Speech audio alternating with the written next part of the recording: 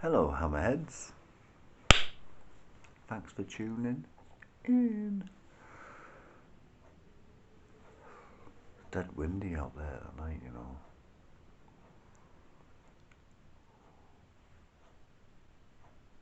I mean, went to the bog earlier, right? Closed the window, just opened a little teeny bit, and come back. And it wasn't whistling anymore, and I was missing those lovely windy whistles, and so I just had to open the window a bit more. But you've like got to open it a certain amount, right?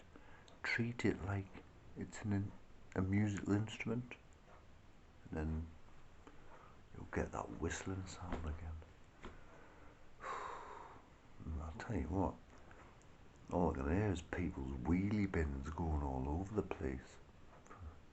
Mine's probably halfway to fucking Newcastle by now. The gate, I mean, it's got no latch on it. It's bang, bang, bang, bang, bang. It's because of the neighbours that lived here before, you know. Him smashing things up and all that. And I wonder if there's anything left in my garden. I'll tell you what, the climate freaking activists will be out in force tomorrow, won't they? Yeah, all the hypocrites. Oh, we're all gonna die. Our crops are dying.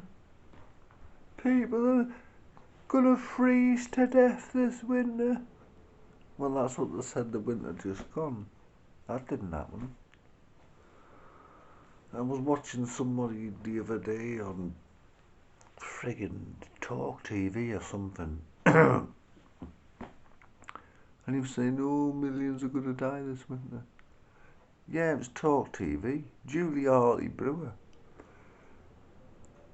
This idiot. Oh, it was the one who...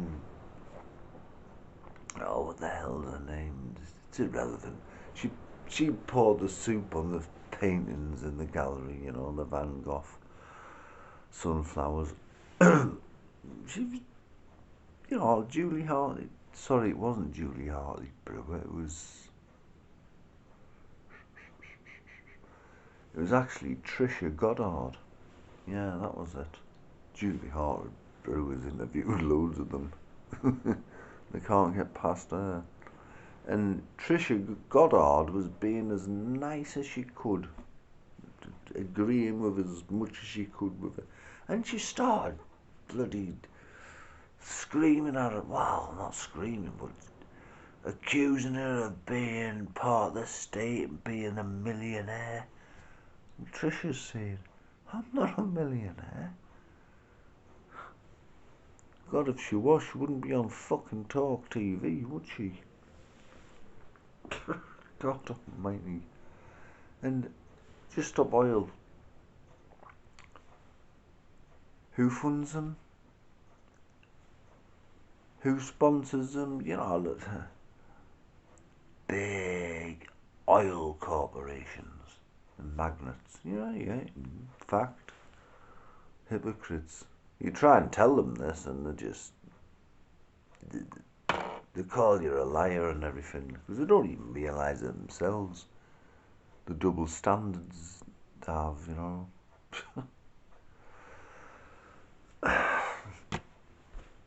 Extinction Rebellion. Well, they're just about extinct now, aren't they? Digging up flower beds and stuff like that. Chopping down trees. Leaving a mess everywhere. You know, after you've finished eating your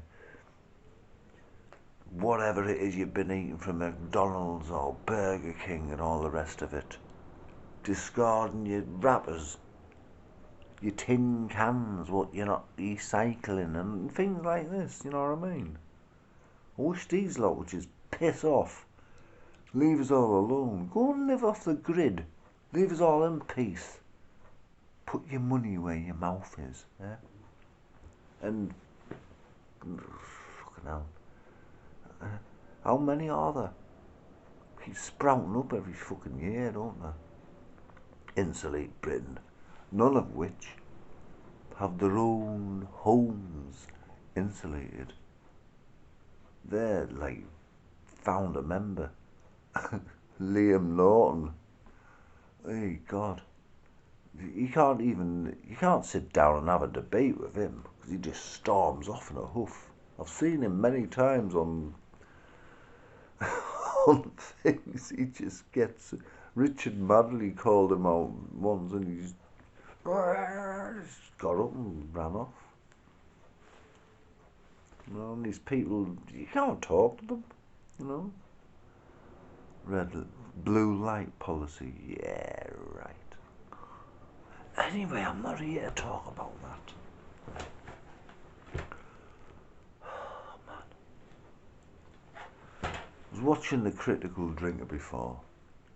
He's a big YouTuber. You know, he narrates the state of the film industry nowadays, and you know,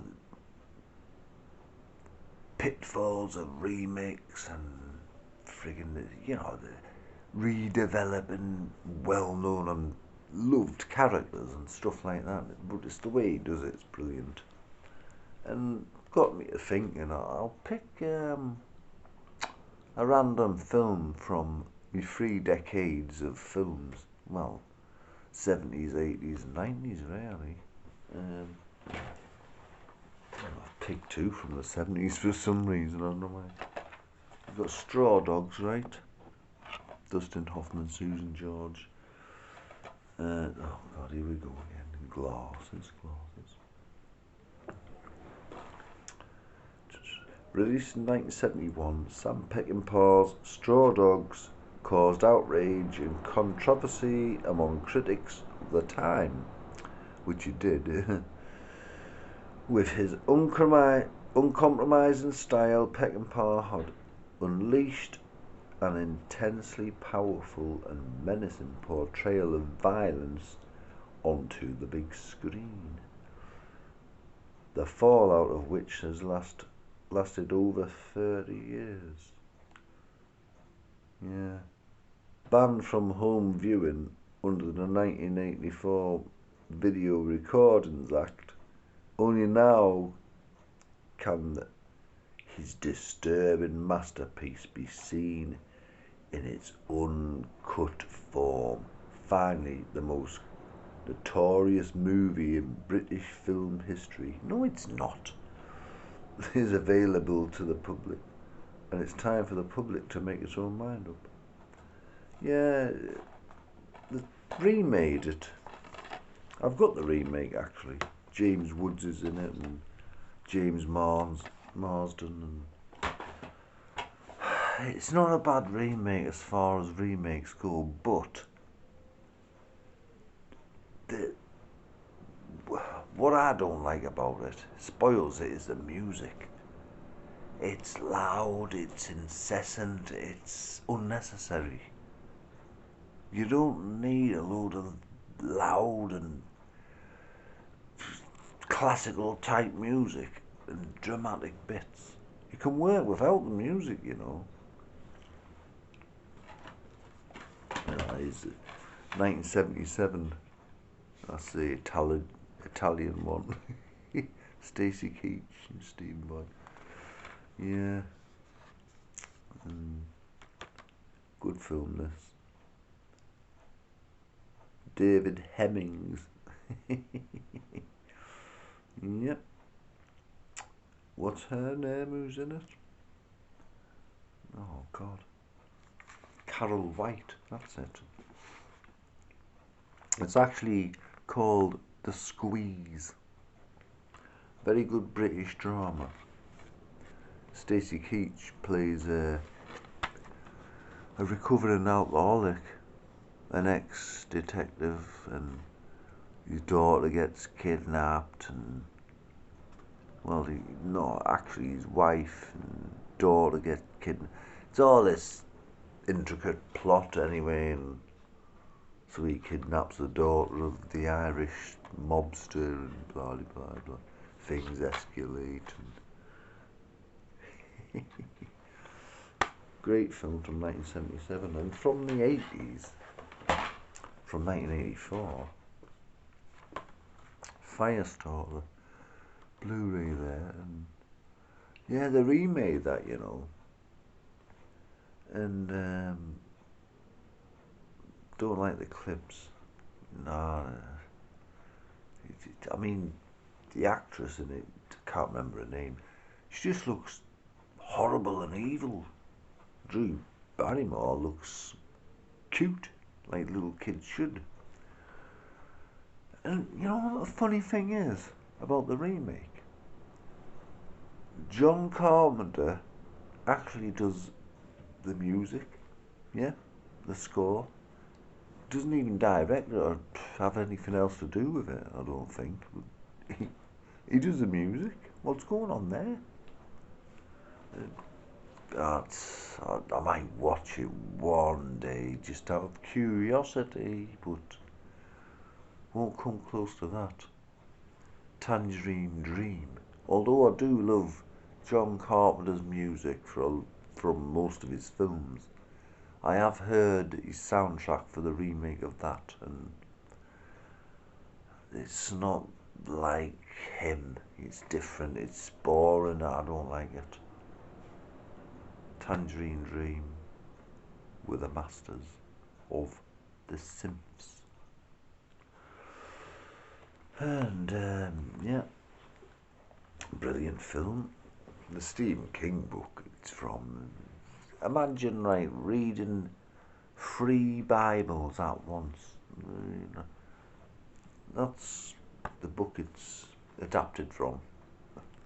Well, you know, Stephen King. It takes him about fucking 3,000 pages just to describe one character. That's why his books go on forever. And here's one from the 90s. My Name is Joe. Directed by Ken Loach. Very Scottish working class. See, Ken Loach was that kind of director, wasn't he? Always bleak, dark, British, working class. Like Kes is well known for that. The book was Kestrel for a Knave by Barry Hymes. But Ken Loach adapted the film from it, and very bleak. Another thing about Ken Loach, his films, the ones I've seen anyway, the endings never have a conclusion, do they? Huh? He's very similar to Alan Clark, another British director. Had some involvement in the Play for the Days every Wednesday in the 70s. His films are the same. The endings never had a conclusion. Scum. No conclusion. Made in Britain. No conclusion. The Firm. No conclusion. Even Rita, Sue and Bob too. No conclusion. It just started off where it ended up where it started. In that. But it's just like this Scottish bloke and, you know, recovering alcoholic. He's fiddling, you know, benefits by painting and decorating and stuff. And he falls in love with his doctor, and she sort of falls for him, and well, it all goes tits up. The local gang boss, he played friggin' Jimmy Boyle in A Sense of Freedom in 1979. David Heyman, yeah, he's a local gang boss in this, and him and his crew. Well, he batters them all on the pub, didn't he? Because he insulted his doctor girlfriend. And anyway, it escalates and blah blah blah blah. I get you the money. I get you. I get you. Get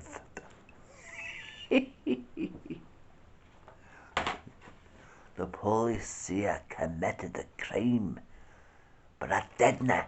I didn't. I wasn't there. I was doing their food. Had me friends, Jimmy's. He can vouch me. I swear on my mother's grave, I didn't kill nobody. Anyway, I'll have to go and see if I can see. Still windy. Oh God. Anyway, what am I doing reviewing that? Well, I didn't really review things, did I? Comparisons, really. I'll see you later. I'm just rambling on. God, my videos go on too long sometimes, you know. I do apologise. See you later.